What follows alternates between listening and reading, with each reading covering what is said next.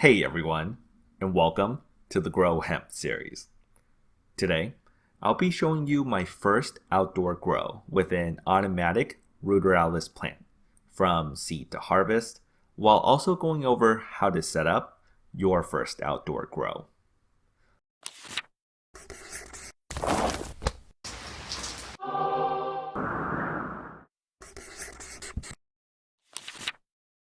So let's start first with the supplies. Because growing outdoors has so many variables, I'll be covering the essentials separately from the optional equipment, so you can get a better idea of what you'll need for your situation. To start with, everyone will need a seed and grow supplies, which is basically a pot, soil, and fertilizer. From there, you'll have the utility cost of just water, which is practically free, but assuming you'll need a pH balance it, we'll say that's another $10. And that's it for the essentials. For any other equipment needed, it really depends on your environment, but I'll list the common items here, along with why they could be needed, then go over the extra items that I needed for my first grow. So, although growing outdoors means that there's potentially almost no setup costs, the downside is that you can't choose what your outdoor environment is like. This means that anything that is not optimal for growing, you're going to have to get equipment to change it, or just accept that the plant will not grow as well because of it, if at all. The good thing is that hemp can survive in a wide range of harsh environments, but for better control, common outdoor equipment includes a greenhouse, which can enclose the grow to help regulate the environment, humidifiers and dehumidifiers to help control the humidity, shade, fans, heaters, and air cooling options to help control the temperature, organic pest control solutions, and pesticides to deal with plant destroying bugs, and then additional lighting to increase the daylight hours artificially.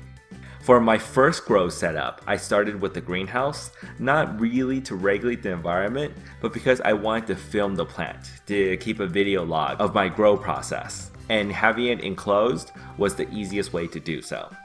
Also, because of the greenhouse, there would be no wind going through the grow space, so I had to get a fan to simulate air movement, which makes the hemp stalk stronger and helps prevent certain bugs and mildew from attacking the plant.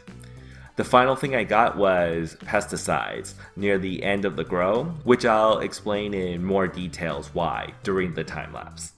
Total, that comes out to be $360, although most of that is because of the greenhouse, which wasn't necessary for the grow.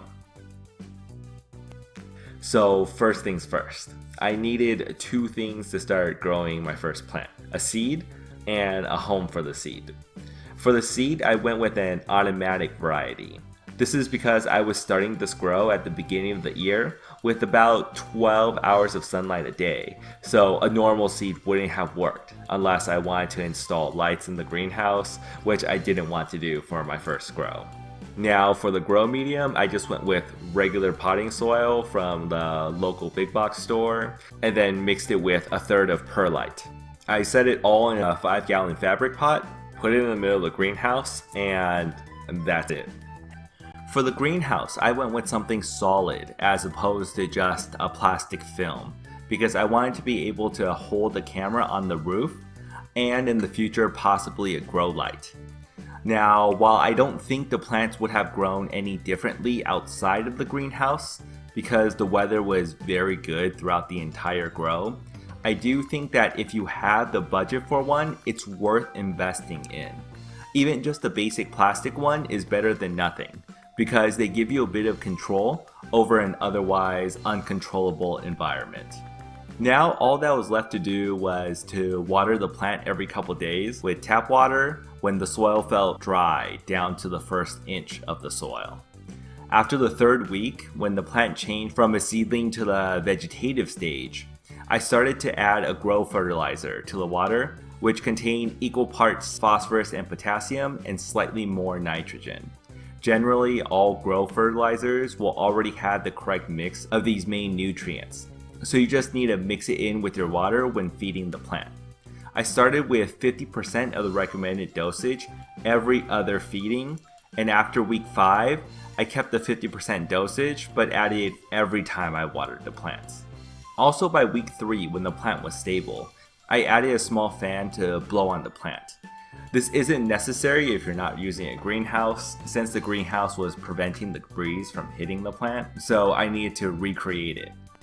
And by the 8th week, when the plant was growing too tall, I switched to an oscillating fan. Now, as we watch the plant slowly go through its vegetative stage, I'll go through my grow supplies and why I chose them. I went with soil because it's the simplest grow medium to work with. And when buying soil, there are 3 types to choose from. A normal soil with no fertilizer included, which is what I'm using, a soil with synthetic fertilizers added, and composted soil, or soil that has organic fertilizers and microorganisms included. Composted soil is not common and generally found only at nurseries and gardening stores.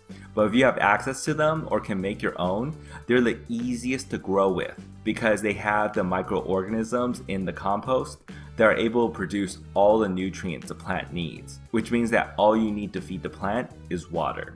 Now, soil with synthetic fertilizers are the ones you want to avoid. These are the ones that will always say something along the lines of 2 months, 3 months, 6 months of feed included.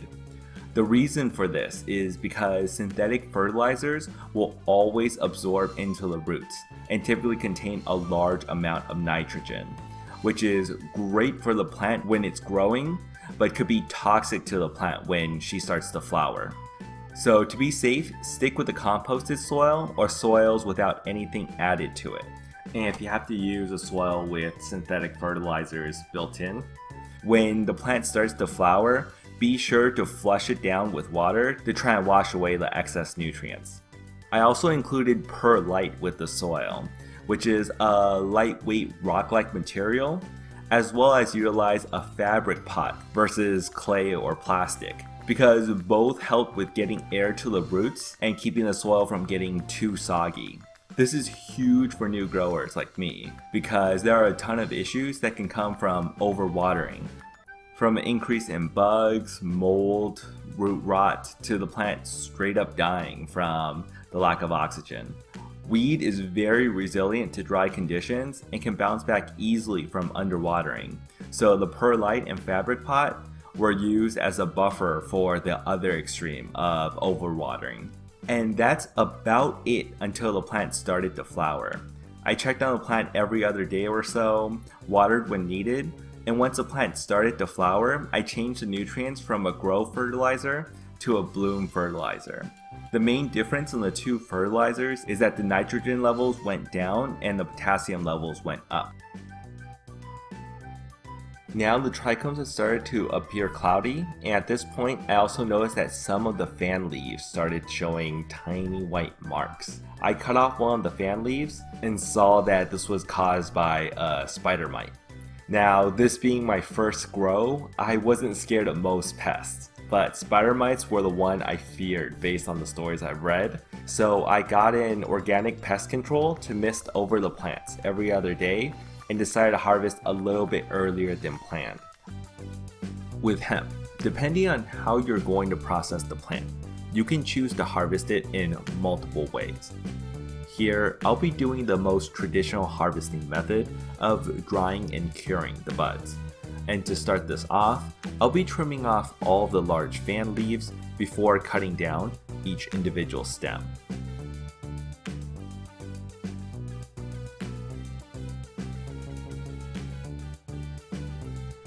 Now I'm just giving the stems a light trim to remove any excess leaves from the buds. And unless you're planning on smoking the hemp, which is one of the ways to intake the CBD content in the buds, this step isn't necessary, as all the other forms of extracting the CBD from the buds will want the whole buds intact.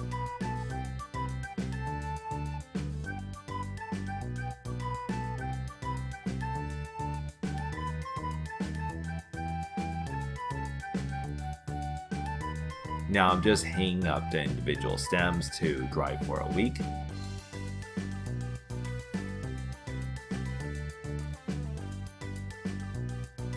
and then finally placing them in glass mason jars for long-term storage. And to ensure that the buds have dried evenly, I'm using a hygrometer in the jar to check that the buds are under 62% relative humidity. And that's it. For more weekly videos, guides, and lists of where to get all of the supplies that I used, check out hempinapot.com.